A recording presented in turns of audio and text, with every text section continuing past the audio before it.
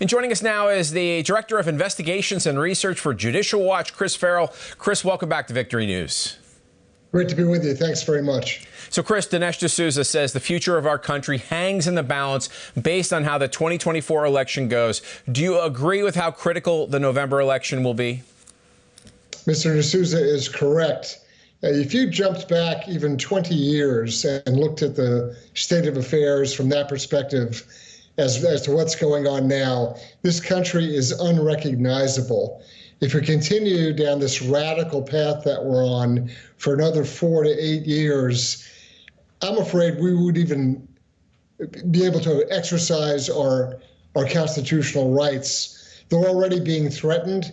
I think we're at a very grave point in our history. Yeah, I think it's very solid analysis. Senator Ted Cruz of Texas believes Joe Biden is not running the White House. He told Fox News Biden may have been replaced by Joe Obama. So it's a combination of left-wing congressional Democrats and I think Barack Obama that are driving the train, and Joe Biden is Mr. Magoo just wandering around confused. Chris, that's quite an accusation. Far-left progressive Democrats led by Barack Obama calling the shots in the White House. Are you buying what the senator is saying? I think it's even more dangerous than that, because Biden has now demonstrated his incapacity over and over again, just in the last couple of weeks with that hastily called press conference after the special report from Special Prosecutor Farrell was released. And he's demonstrating that he's essentially a sock puppet. He has no idea what he's saying or doing. He's easily confused. The quandary is our opponents around the world, militarily, economically, however you want to look at it, the opposition, the people that want to destroy us, see that. We're not, the Obama, excuse me, Freudian slip, the Biden White House is not fooling anyone. I think you're right.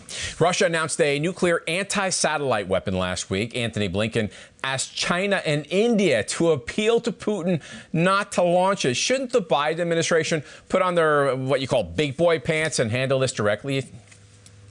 There's a number of problems with this story. First of all, Russian anti-satellite warfare technology has been known publicly since the 1990s. This release of supposedly new information is really just a scare tactic in order to extort or compel additional funding for the incredibly corrupt Ukraine situation. So that puts it in perspective, number one. Number two, anything having to do with the Biden administration's handling of national security is a train wreck. Compare the criteria or the agenda, the accomplishments of someone like General Mike Flynn as National Security Advisor to Jake Sullivan. I mean, if we're, and we are entrusting our national security to someone like Jake Sullivan, and you wonder why there are mistakes and errors. Mm-hmm. Now, Chris, listen to Kelly Wong's victory speech. She is the first non-citizen elected to San Francisco's Elections Commission. Why would a non-citizen be voted onto an election commission if she can't even vote in the United States in federal elections? Well, this is another enormous victory for Beijing. This is, you want to see another sort of beachhead in their slow motion, long-term influence operation to control and manipulate the United States. This is a prime example, Exhibit A. Mm-hmm. Now, Chris, this week's On Watch podcast features the founder of Revolver News. What issue do you two tackle? We look at the January 6th pipe bomb situation that's been reported. The Darren Beatty is the gentleman's name who created Revolver News.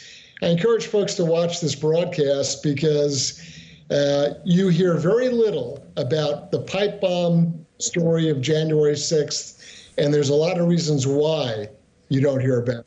It's quite damning. I agree. I've watched a lot on that, and it is. People need to watch that. Chris Farrell, thank you for your time. Thank you.